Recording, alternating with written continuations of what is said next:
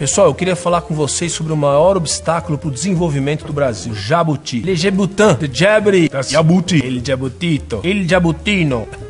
Esse bicho lerdo e feioso aqui, ó. O jabuti representa uma casta privilegiada e retrógrada, a chamada velha política. São caciques, coronéis, corporativistas e burocratas que controlam e atrasam o país há décadas. O jabuti reina no Brasil, mas morre de medo da onça. Não vou fazer. E para entender direito quem é a onça nessa terra de jabutis, o melhor exemplo vem do segundo reinado, em meados do século XIX.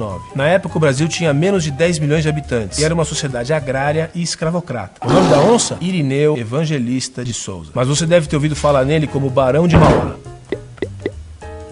Quando tinha 9 anos, o jovem Irineu veio para o Rio de Janeiro, fugindo dos conflitos da fronteira gaúcha com o Uruguai. Na capital do Império, começou trabalhando para o importador escocês, no comércio de secos e molhados.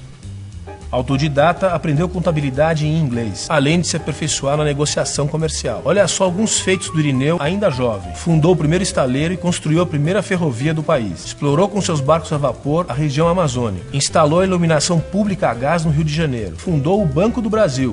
Era um banco privado. Conectou a Europa ao Brasil com um cabo telegráfico submarino. Europa! Brasil! Imagina isso em 1875, passar um cabo de telégrafo pelo Oceano Atlântico. Só isso. Não foi à toa que ele ganhou do imperador os títulos de Barão e Visconde de Mauá. Pessoal, a gente tá falando de um mega empreendedor, uma super onça.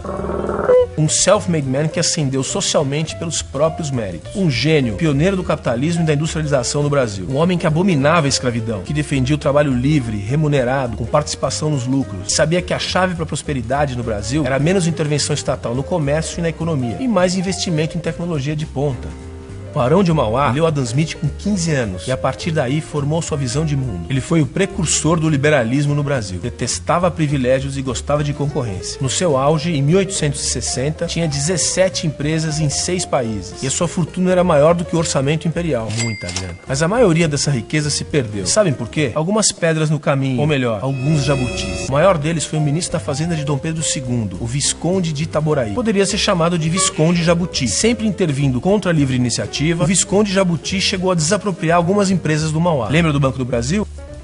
Sem falar nas sabotagens criminosas e nas campanhas de difamação. De ataque em ataque, o Visconde de Itaboraí queimou o filme do Mauá. Pintou ele como um novo rico fútil, um industrial interesseiro e imprudente e um inimigo dos bons costumes e do Brasil. Olha que piada. O empresário livre e empreendedor era o problema e não a solução. Alguém aí já viu esse filme?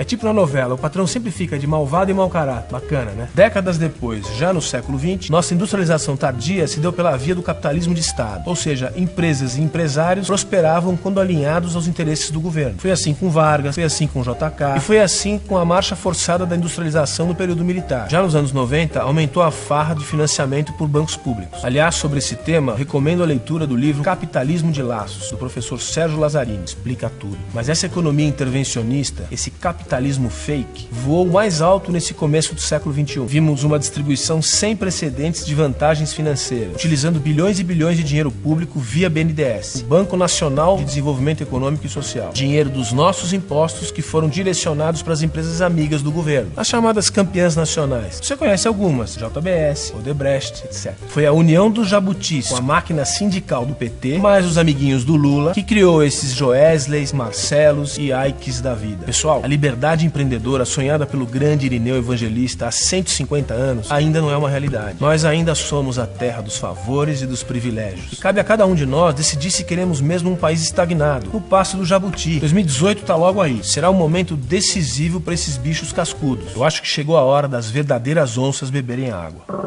Moçada, eu sou Christian Lobauer, professor, cientista político e queria convidar vocês para curtirem a página e debaterem as nossas ideias. Quem quiser receber meus vídeos por WhatsApp é só mandar o nome completo e a cidade nesse número aqui, ó. Até mais. O melhor programa econômico do governo é não atrapalhar aqueles que produzem, investem, poupam, empregam, trabalham e consomem. Irineu Evangelista de Souza, Barão de Mauá.